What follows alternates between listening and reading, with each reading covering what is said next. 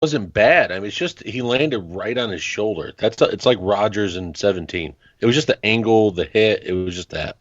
Exactly, and the Mahomes thing obviously wasn't any sort of bad The hit. most It's just rare 4th-and-1 sneak injury ever. these injuries are bound to happen, and it's honestly not the worst thing when they do, as we've seen. Do I wish harm upon anyone? No, but obviously you have situations to where we wouldn't know Minshew Mania had Foles not gone out, and just so many other examples like that to where a quarterback has to step in big time because his predecessor goes out, and now we have a new legend in the making. So all these rules trying to protect these guys, and it's just the worst thing that could possibly happen when your franchise quarterback goes down. Yeah, it sucks for tickets to sell in the arena and things like that. Maybe the ratings won't be as good for the games, but now you have a situation where even more people watch Jaguar games than they probably would have before. So I don't know. That's just something that's interesting to me and ironic. All these injuries. Do you think Jacksonville, if Foles ends up coming back and playing well, do you think that they give Minshew as like a trade chip and moves him, because they already got 4 first-rounders in the next 2 years? And I'm not saying he's going to go for a first-rounder, but I'm just saying to add on to the depth of second and third, because he's come out and showed that he can at least win. This is the best-case scenario for them, right? I mean, you're the guy that you just paid Buco bucks to goes down, and it just so happens that your 6th-round pick steps in and performs pretty darn well. So, yeah, anytime you have a guy you can afford to trade and that has trade value, you should always take in the offers. But I think that they're going to go into next season feeling like we're pretty lucky here, and we have a situation to where now Foles goes down again. We know we have a competent backup who can just step in and get it done, has chemistry with these guys like DJ Chark and whatnot. I mean, do they even start Dalton this weekend? I'm looking at the injury report, and I'm seeing Andre Smith, Cordy Glenn, Miller at guard. Like, the whole Who do offensive they actually line is have out. playing quarterback there other than Dalton? Like, do they even... Who's the kid in training camp that had a really good 4 games? Who was that? Wasn't that, God dang it. I can never remember his name, but I know he was one of the highest-rated passer in all of training camp and preseason. Yeah, there was some kid, I can't remember, had a nice little rapport going on with that Damian Willis in the preseason. Yep. But I don't think it's any sort of mercy play this week to where they bench Dalton and put their backup in. I mean, what do you got to lose? They're going to get rid of Dalton next year. Okay. It's Cincinnati. Why not? It's Cincinnati, man. Let's see. Ryan Finley. That's who it is. Yeah, Ryan Finley. There you go. Where are we moving to next? I'll just say that I do actually like Jacksonville to cover that spread of 4.5. And Jags keep rolling. I think they'll win by 7 at least. You're not taking the Bengals like you did Miami? One game. I said it. This is not last week. I'm fully awake. Can you not see my fancy hat? Listen, you were awake last week too. It was last night I was worried about. And for all the Fournette owners, Jay, this doesn't apply to you because you won't be able to stick him in this week. Well, actually, yeah, you got him right in your starting lineup. My starting lineup, yeah, because somebody was awful concerned and made a phone call to you, and then, through their own greediness, I benefited. Thank you. Wait. The rest is history. Wait, who called you? Oh, it was just the owner of... What is going on behind the scenes of this fantasy football league? No, the owner of Fournette called me that morning to remember if I'd be interested in Mahomes, Michael Thomas, that whole thing. Who is the gentleman? Do I know him outside of this league? Okay, just want to make sure. I believe his name is Mr. Williams, right? It is. And is that one of your friends? It is. Do I know him or no? So how does Dave not know this person and you know it, and yet this seems to be a touchy subject between you two? So I'm interested to dig more on this because Dillon must be a North Augusta lot clearly does not want to talk about this subject, and Dave clearly does. So this makes for an interesting rabbit hole. I want to Dr. Phil segment and first and goal. What's going on with you two? No, not at all. I wanted to get friends to fantasy football league stat. I got my funny hat on. Come on. No, the Bengals defense has allowed 328, 138, 208, 242, and 145 yards from scrimmage to backfields over the last 5 So weeks. 2,000 yards in 6 weeks. Leonard Fournette is locked in as an RB1.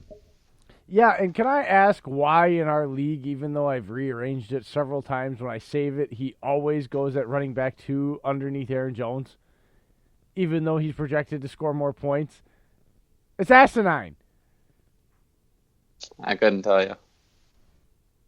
And by the way, how come I want my players? That's all I'm saying. I'm getting pissy. Jesus. Oh, we can Well, tell. Because you have the situation to where one of the players that you traded has already played, so now you have to wait until next week. I don't want to wait. I don't want to wait. So I don't want to wait. I don't for our lives to be over. Oh, God, that's where I was going to. You're beautiful, mind. Serenading Dillon because he won't answer my phone calls. Yeah. Next that's game. Because he's busy talking to other people on the phone Yeah, trying to Mr. do Williams. backdoor I deals. got you, BW. That's right. That Dylan was like, oh, this guy thinks he's going to get me. That's why. See, now I understand why all of a sudden Dylan was on my side. This was not a benefit. Dylan was being like the devil here, and he was like, oh, so you think you're going to be slick on me, huh? Well, I'm going to push this trade through, and then I'm not going to trade for Mahomes. And then I'm going to fly down to Kansas City and put hurt your kneecap juice in Mahomes so he gets – this was all Dylan. Dylan Kneecap juice? Yeah. You didn't see it, but I was in there with some kneecap juice. He was. Did they give you a zebra outfit? No, I used the Harry Potter cloak. Jesus Christ.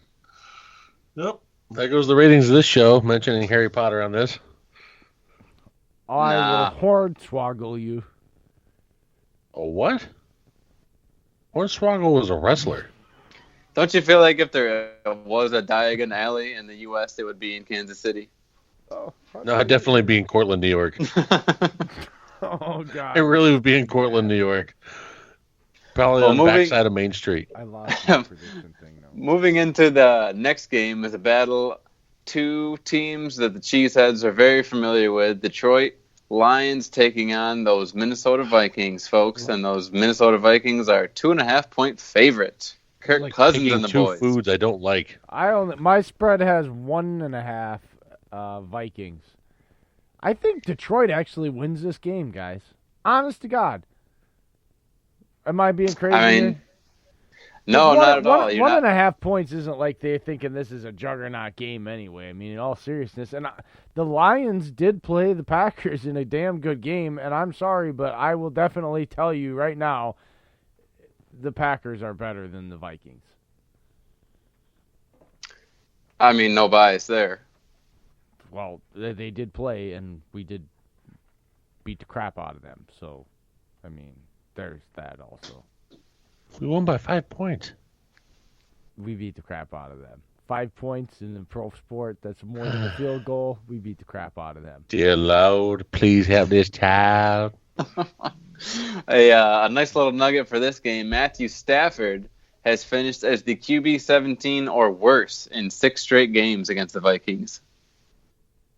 So you're telling me Harrison Smith has a game? He's not very I'm telling you, Stafford Not- has a bad history when it comes to playing Minnesota. So what's your prediction then, Dylan? Is it more I than like the Minnesota.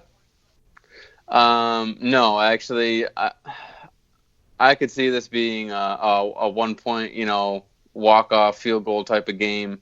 When you're talking about Kirk Cousins, I did hear a very interesting nugget earlier this week. You would think there's something with home road splits or this and that, and how can you tell when you're going to get good Kirk versus bad Kirk? Turns out Kirk Cousins is much better at 1 o'clock than he is at any other time of the day. He's horrible at prime time after. It is the strangest thing.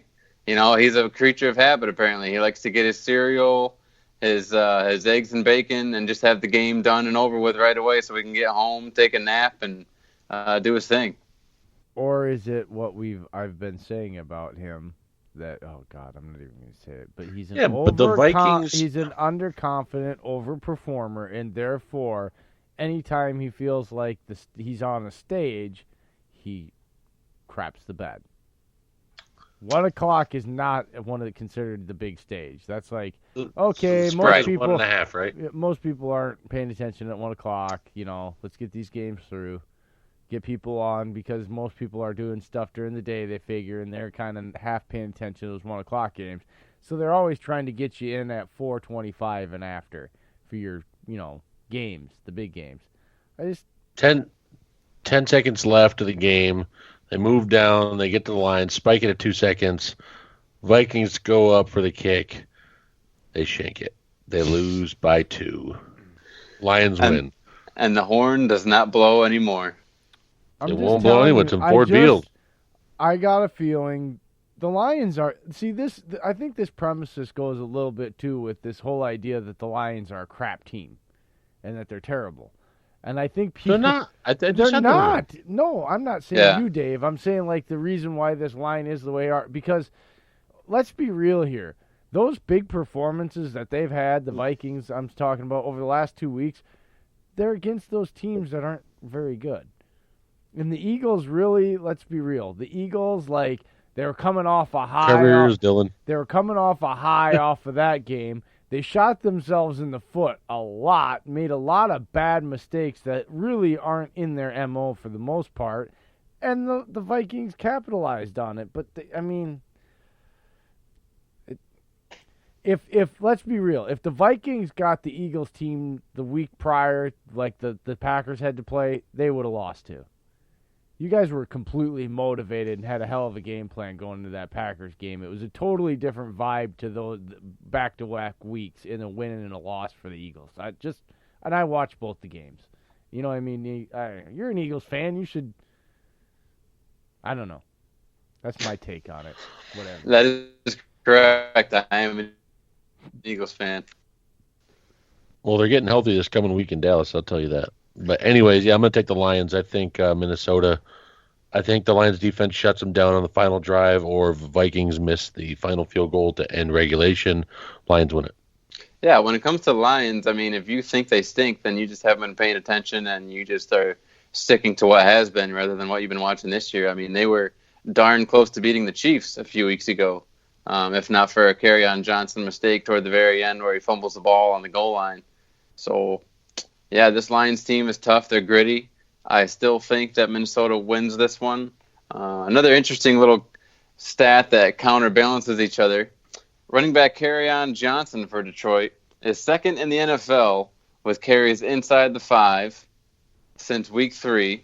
And yet, Minnesota is first in the league when it comes to defending rushing touchdowns. So that's going to be an interesting dynamic to watch. Also, for fantasy, Kenny Golladay is the only receiver in the NFL to have 8 or more targets in every game this season.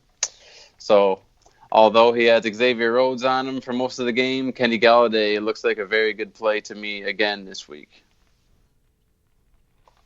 Yeah, I've been hyping up Kenny Golladay for a while, man. I've liked him ever since he went to Detroit, and I think he's a big weapon there. The two things that matter to me in this game is they picked a tight end in Hawk, 8th overall, and he has not done anything since week 1. That's my problem with Detroit is you passed up Josh Allen, who has 4 sacks right now as a rookie, looking good in run defense. He looks like he's just a good, solid all-around player. And guess what Detroit's lacking? Pass rush. That's because they chose to pay a guy that had never had premier sack numbers in a single season. Premier pass rusher money. Flowers is a solid, I'm going to repeat, a very solid all-around player. But for what they paid him, that's not what you pay a very solid. He's essentially a overhyped Dean Lowry. And you saw what Dean's contract was like. God dang, I wouldn't go that bad. No, he is too. Yeah, I agree. He's a run defender. He's meant to contain. He's not meant to rush. Dean Lowry, when you think of Dean Lowry, what do you think? He's a very solid all-around player, but he's not a premier. He's an inside defensive lineman. Bad comparison. No, he's not. He plays on the edge a lot. He's listed as a defensive end, not a defensive tackle there, sir. The same position that Flowers is.